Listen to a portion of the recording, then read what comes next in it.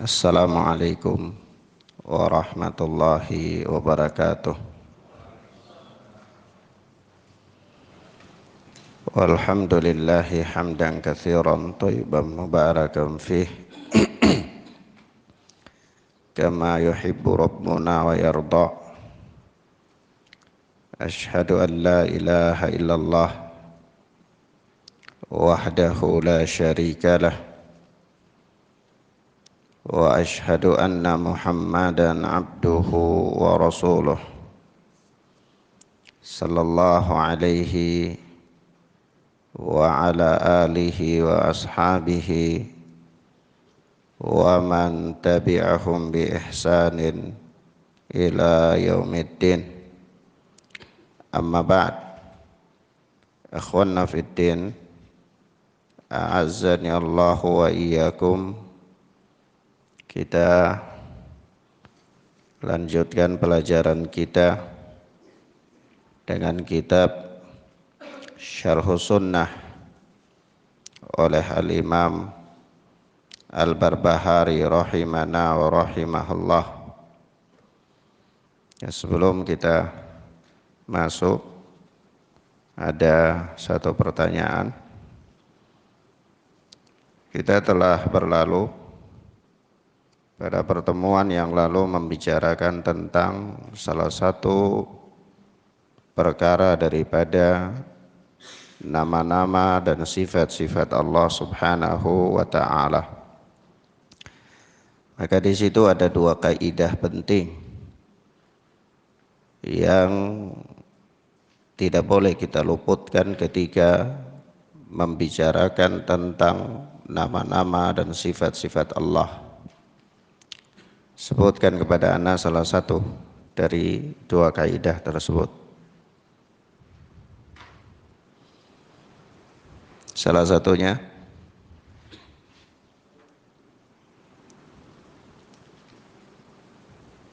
siapa yang bisa jawab?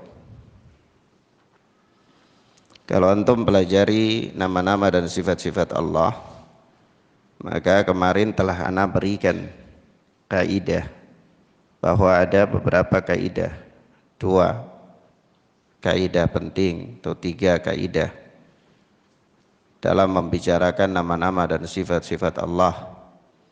Maka salah satunya adalah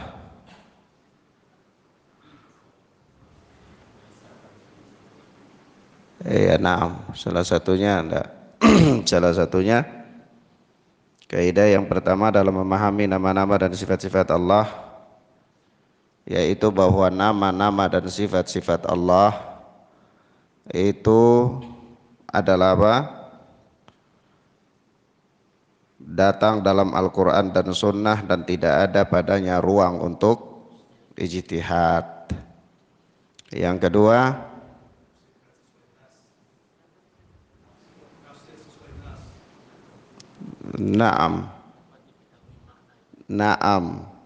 nama-nama dan sifat-sifat Allah itu dapat diketahui maknanya, tetapi tidak diketahui kaifiatnya. Ini perkara penting, bahwa setiap nama dan sifat Allah itu maknanya diketahui, tetapi kaifiatnya tidak diketahui. Sebab itu ahlu sunnah menyerahkan kaifiatnya kepada Allah Azza wa Jal, tetapi menerima maknanya. Iya. Apa alasannya? Apa alasannya kita menerima maknanya dan kita menyerahkan kaifiatnya kepada Allah? Ya, misalnya antum katakan maknanya bisa diketahui, taib, sebutkan salah satu argumen. Dari mana antum katakan maknanya dapat diketahui? Ya karena jelas ya, siapa bisa berikan penjelasan yang lebih baik?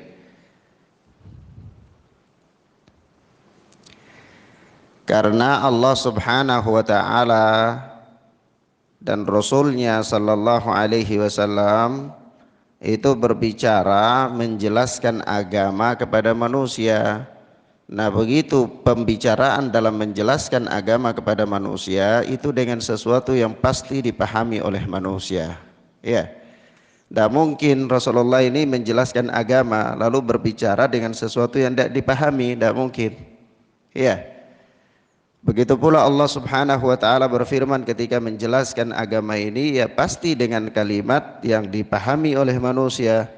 Maka ketika Allah Azza wa Jalla menyebutkan ya iblis ma mana'aka antas juda bi khalaqatu biyadayya, wahai iblis kenapa engkau tidak mau sujud kepada makhluk yang aku ciptakan dengan tanganku sendiri. Nah itu Allah berfirman kepada apa? Makhluk yang dia pahami. Ya, dia pahami. Tidak mungkin Allah berfirman ketika itu dengan sesuatu yang tidak dipahami. Makanya dari itu Ahlus Sunnah mengatakan nama-nama dan sifat-sifat Allah itu maknanya diketahui. Salah satu indikasi yang mengatakan itu adalah karena pembuat syariat berbicara kepada manusia itu dalam rangka menjelaskan syariat itu. Maka tidak mungkin berbicara dengan sesuatu yang tidak dipahami. Paham ya ikhwan? Baik. Kemudian ada kaidah yang ketiga ya, kaidah yang ketiga ya kadang-kadang ada penyebutan tentang nama-nama dan sifat-sifat Allah yang tidak ada di dalam nas. Ya, maka bagaimana sikap ahlu sunnah terhadapnya?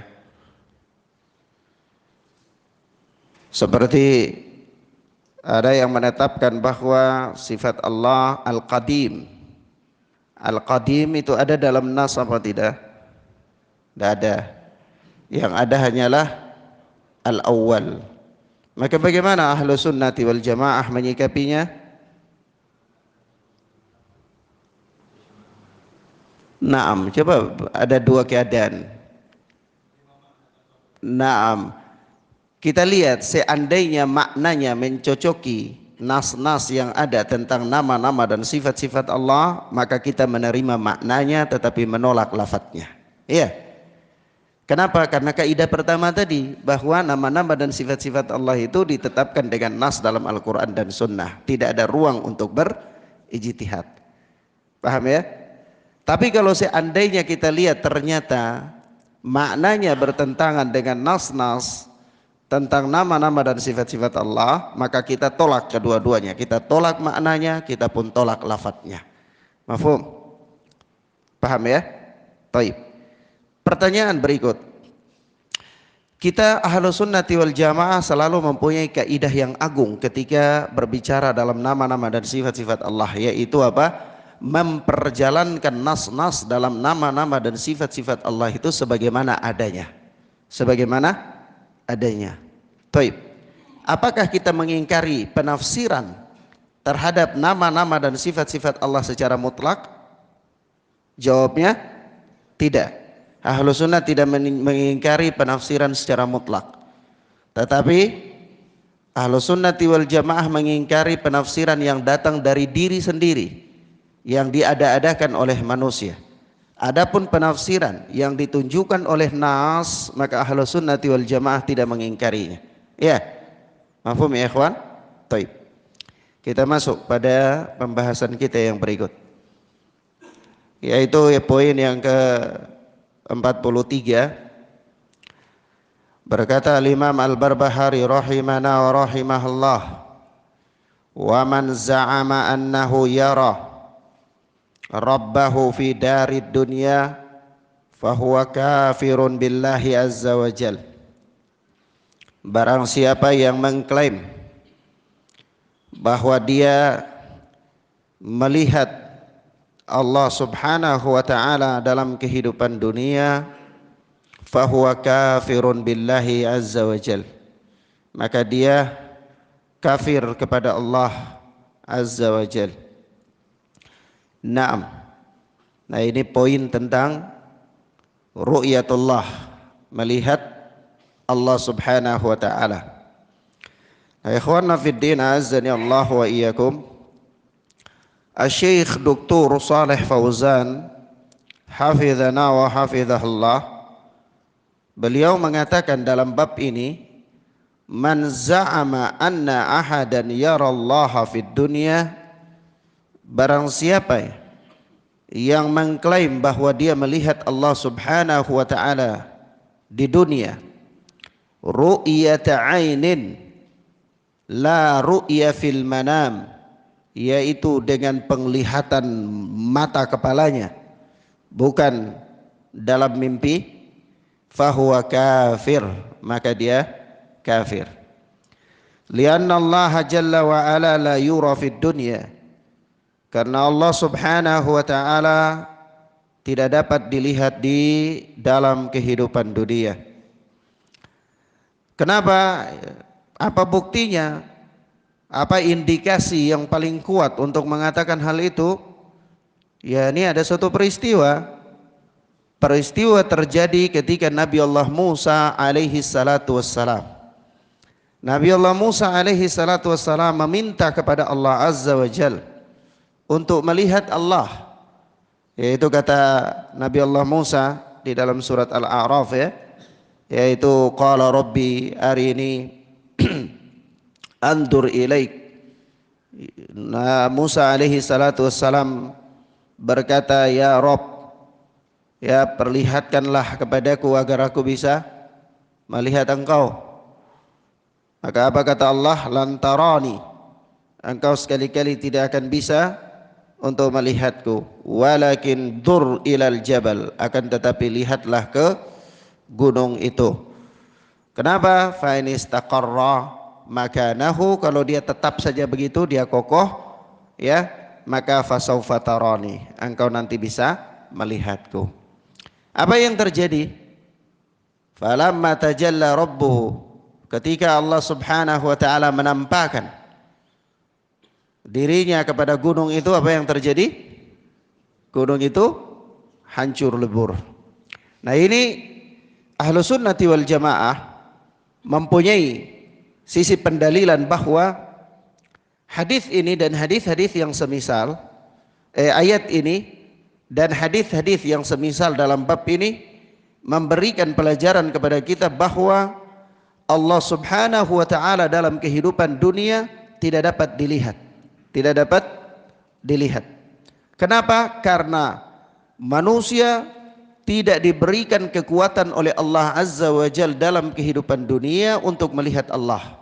Tidak diberikan kekuatan untuk itu. Ya. Naam. Maka ya ikhwan, di kalimat, di firman Allah Subhanahu wa taala ketika Allah berfirman kepada Musa, qala lan tarani, engkau sekali-kali tidak akan bisa melihatku, itu dijadikan oleh Mu'tazilah untuk mengatakan bahwa manusia tidak akan sanggup melihat Allah di dunia maupun di akhirat. Di dunia maupun di akhirat. Karena mereka mengatakan, ya, bahwa Allah Subhanahu wa taala mengatakan lan tarani kepada Musa, bahwa engkau tidak akan pernah bisa melihatku. Nah, ini tentu adalah merupakan sebuah kekeliruan. Kenapa? Karena yang benar bahwa ketika Allah menafikan penglihatan kepada Allah itu dalam kehidupan dunia, dalam kehidupan dunia. Adapun dalam kehidupan akhirat, maka Ahlus Sunnati wal Jamaah berkeyakinan bahwa manusia dapat melihat Allah Jalla wa Ala dalam kehidupan akhirat. Itu ketika manusia dimasukkan ke dalam surga Allah Azza wa Jal, dan seterusnya yang telah kita lewati dalam beberapa bab, ya. Di dalam pembahasan Al-Mu'taqadus Sahih juga kita sudah menyinggung pembahasan tentang ru'yatullah, melihat Allah Subhanahu wa taala di akhirat. Nah, ikhwan, ini merupakan ijma bahwa manusia tidak bisa melihat Allah dalam kehidupan dunia, itu ijma. Hanya mereka berbeda pendapat, para ulama berselisih pendapat tentang apakah pada malam Mi'raj Rasulullah sallallahu alaihi wasallam melihat Allah atau tidak. Tahu malam Mi'raj? Peristiwa Mi'raj.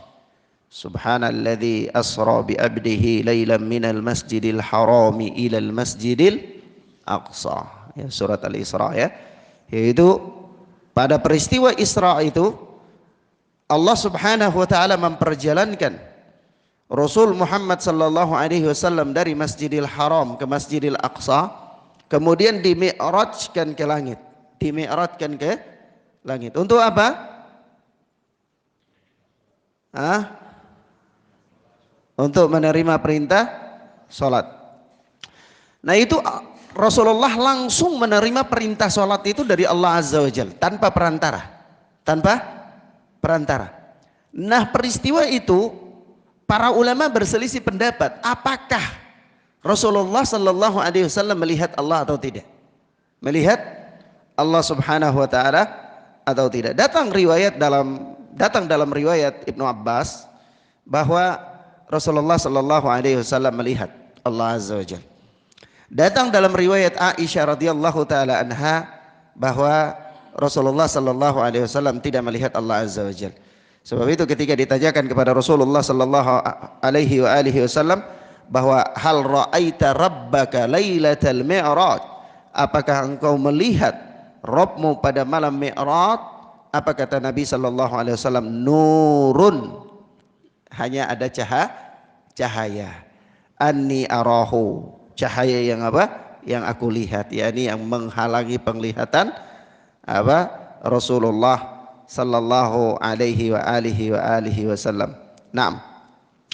Maka bagaimana penjelasannya? Sebab itu Syekhul Islam Ibnu Taimiyah rahimahullah mempunyai penjelasan yang bagus dalam hal ini dalam Majmu' Fatawa. Ya, beliau mengumpulkan kedua riwayat Ibnu Abbas dan riwayat Aisyah radhiyallahu taala anhuma, sehingga beliau mengatakan bahwa riwayat Ibnu Abbas yang mengatakan bahwa Rasulullah sallallahu alaihi wasallam melihat Allah Azza wa Jalla itu di dalam mimpi. Adapun riwayat Aisyah radhiyallahu taala anha itu adalah terjadi dalam kehidupan dunia, yaitu ketika Rasulullah dimi'rajkan oleh Allah Subhanahu wa taala. Taib.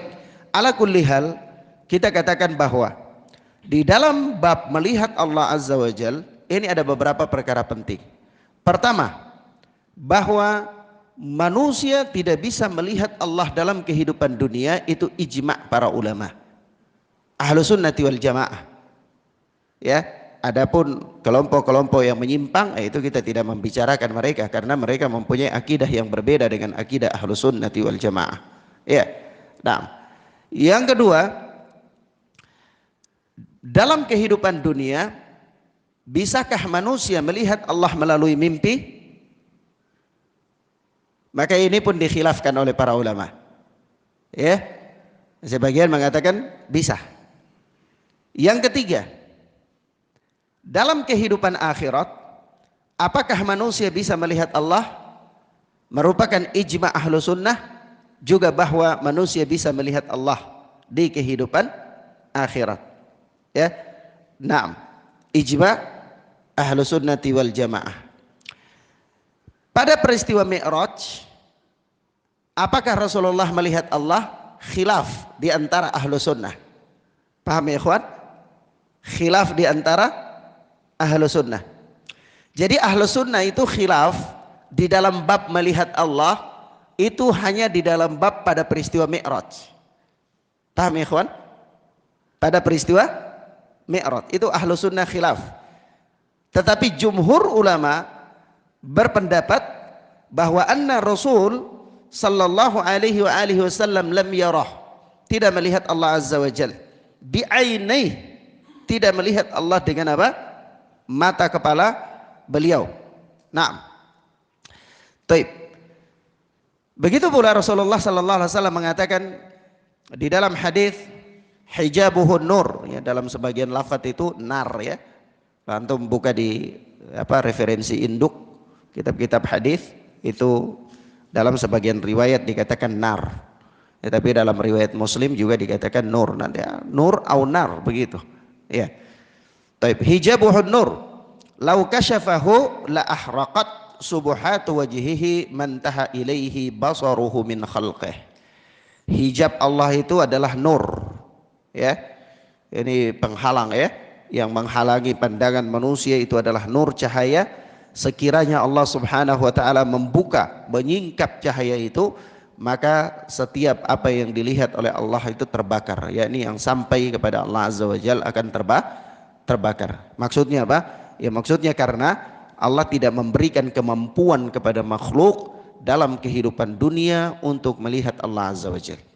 Nanti kalau di kehidupan akhirat Allah berikan mereka kemampuan untuk itu. Sebagai apa? Sebagai kenikmatan bagi mereka, sebagai kelezatan bagi mereka untuk melihat wajah Allah Jalla wa Ala. Taib. Sampai di sini paham bab ini? Taib. Kita lanjut. Berkata Imam Al-Barbahari rahimana wa rahimahallahu taala, al-fikratu fillahi bid'ah liqauli Rasulillahi sallallahu alaihi wa alihi wasallam. Al-fikratu fillahi bid'ah. Perhatikan. Berfikir tentang zat Allah Azza wa Jal adalah bid'ah. Berfikir tentang zat Allah Azza wa Jal adalah bid'ah. Liqauli Rasulillah sallallahu alaihi wasallam, karena sabda Rasulullah sallallahu alaihi wa alihi wasallam, tafakkaru fil khalq wa la tafakkaru fillah.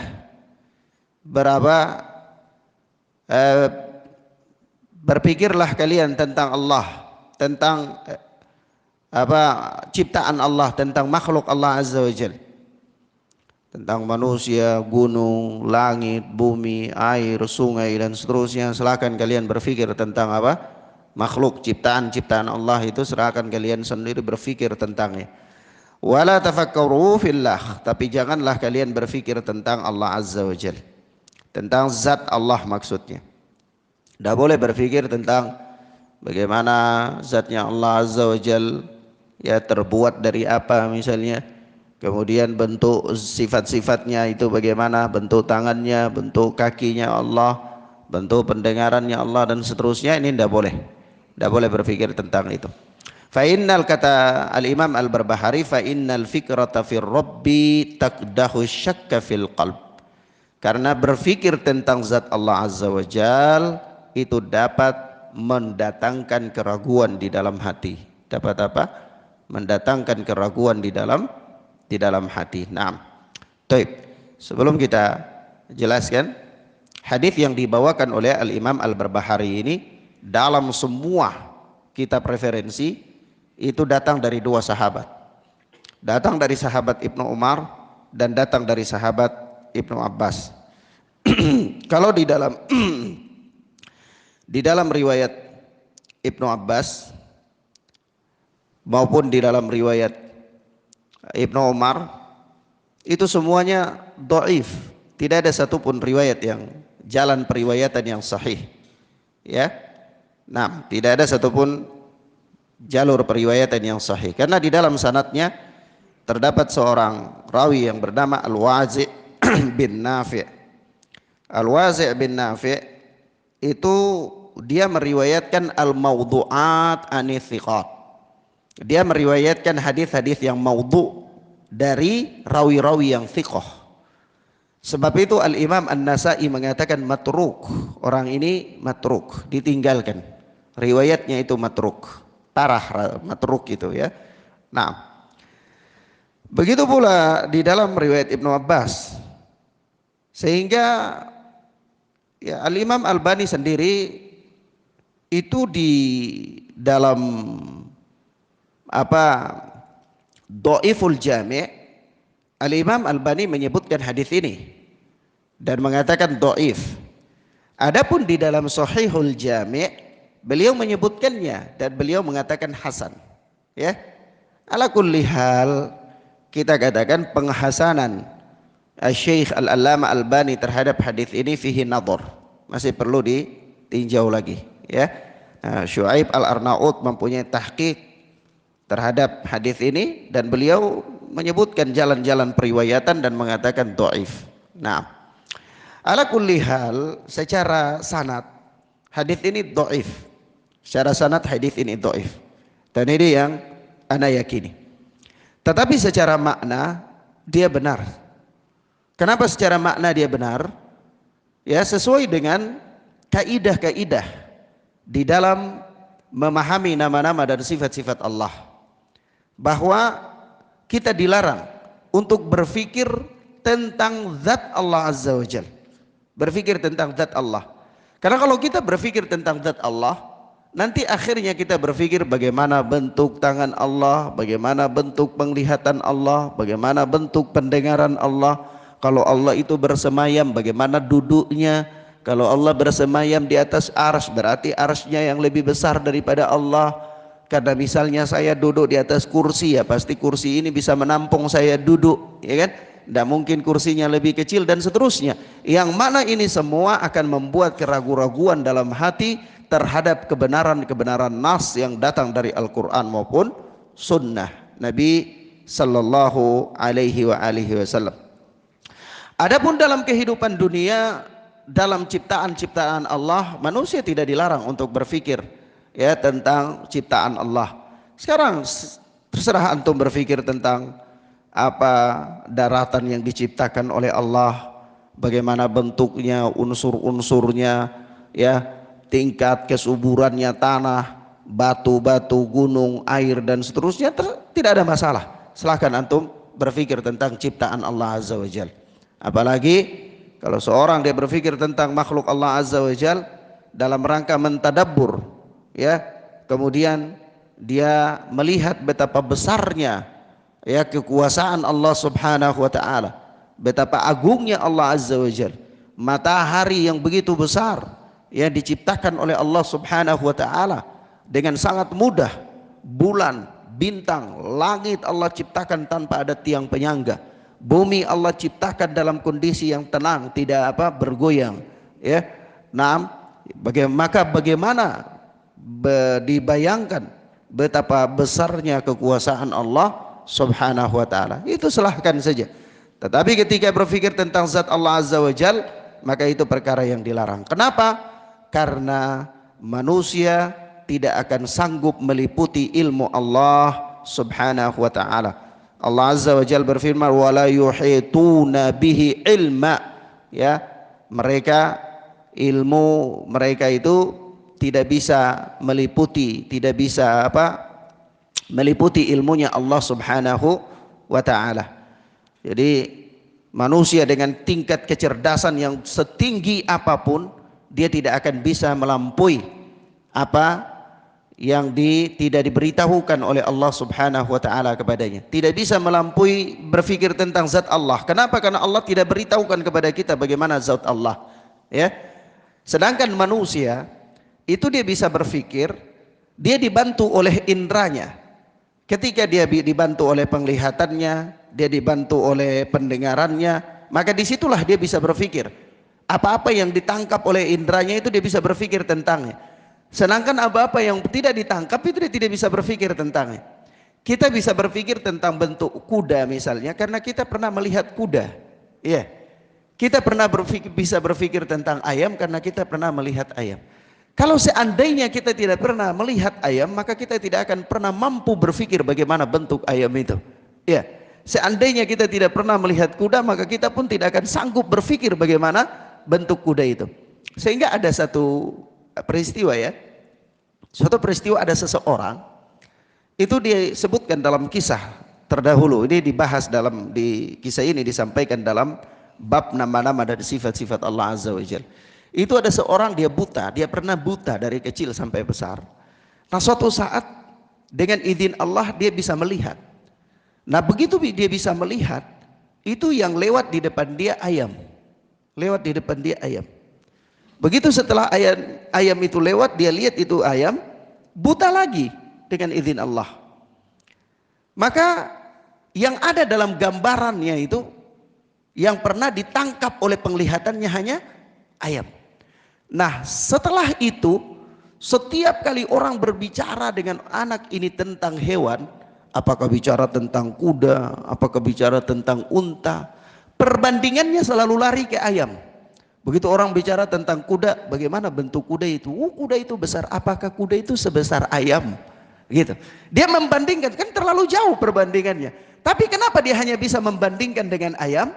Karena indranya hanya pernah menangkap ayam. Iya, paham ya ikhwan?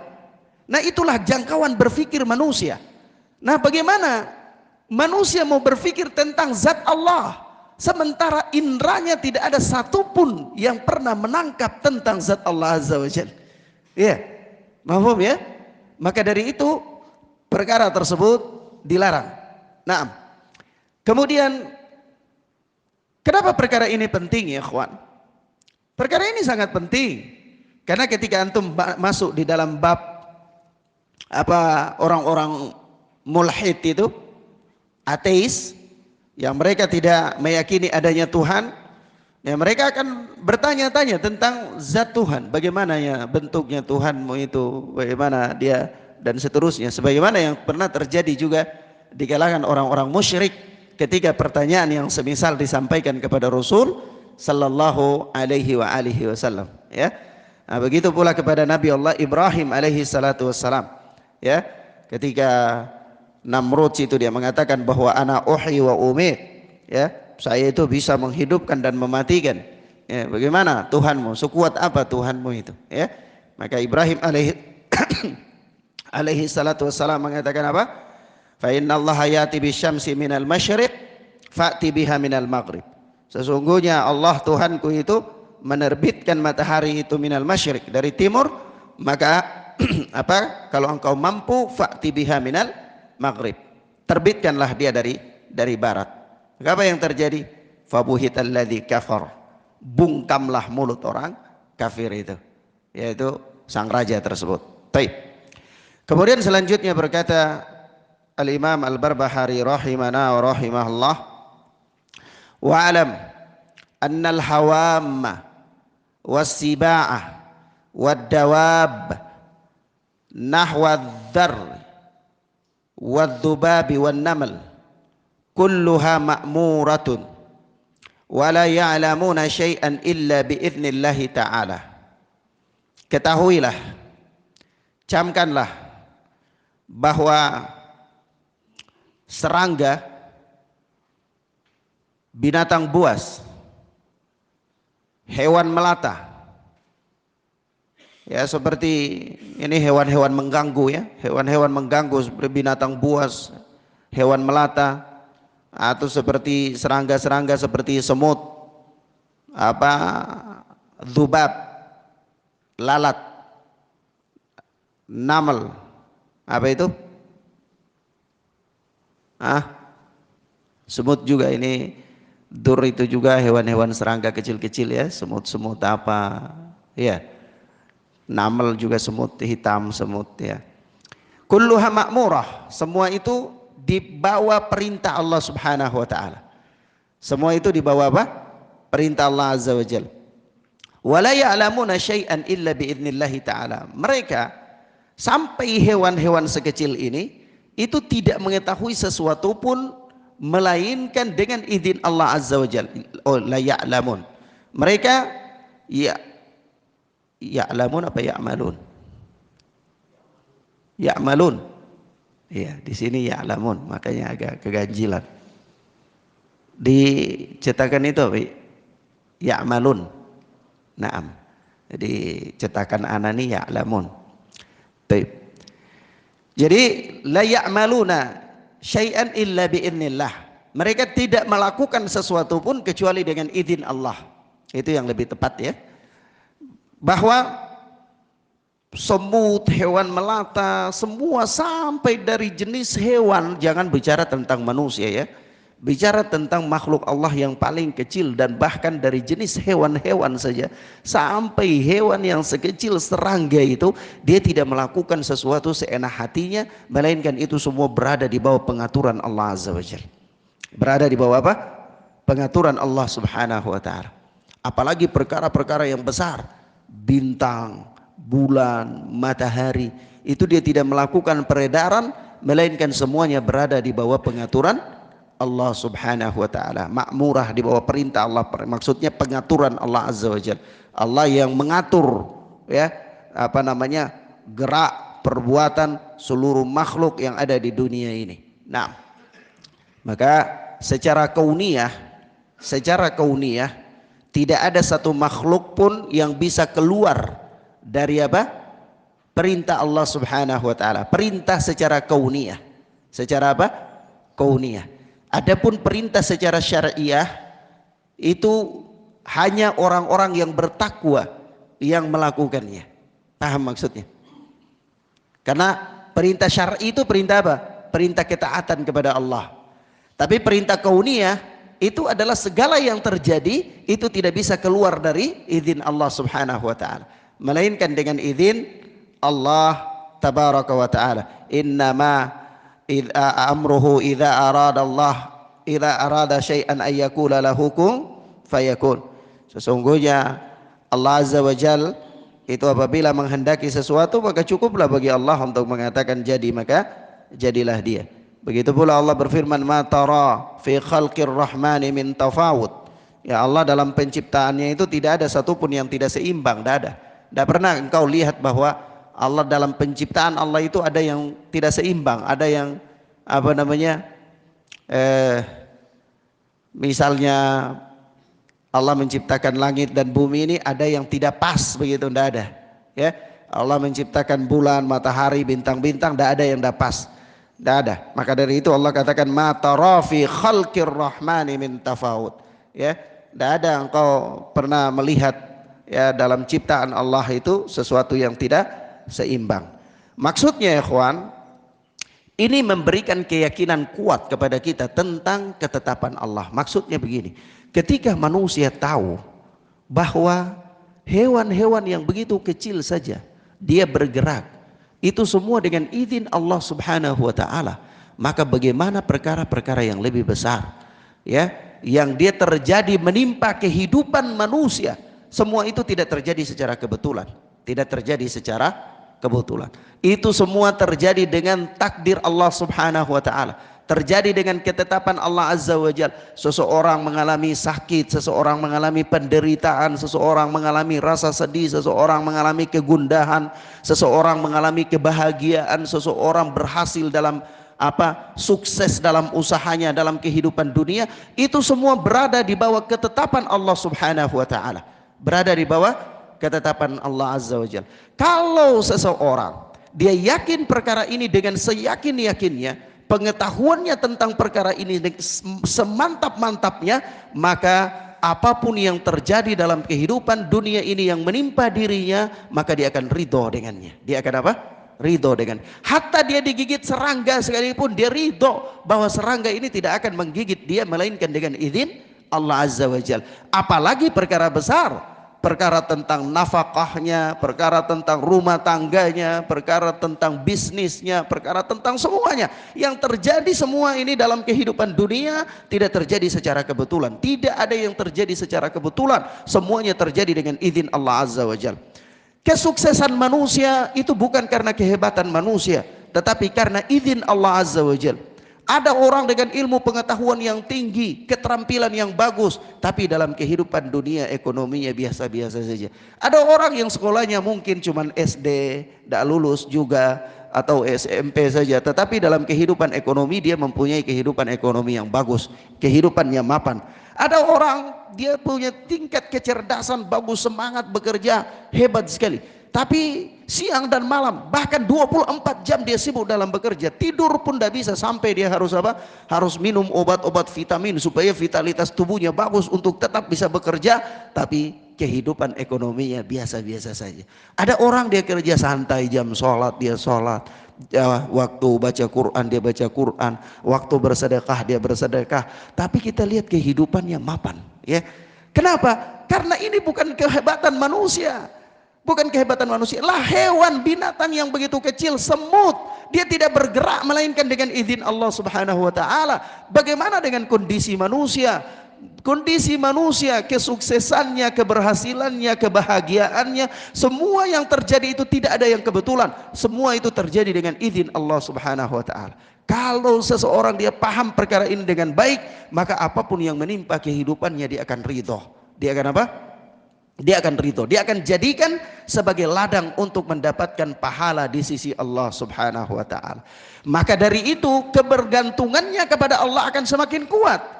kebergantungannya kepada Allah akan semakin kuat. Kalau dia yakin bahwa semua itu terjadi dengan izin Allah, kalau begitu yang paling pantas untuk minta restunya adalah Allah Subhanahu wa taala. Kalau Allah adalah zat yang paling pantas, maka kebergantungan orang ini akan semakin kuat kepada Allah Azza wa Jalla.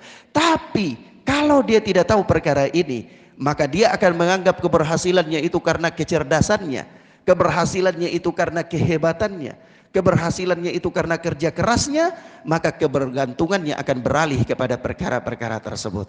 Dia akan bergantung kepada kecerdasannya, akan bergantung kepada kemampuannya, akan bergantung kepada kerja kerasnya, sehingga dia lupa bahwa yang mengatur semua itu adalah Allah Azza wa Jal.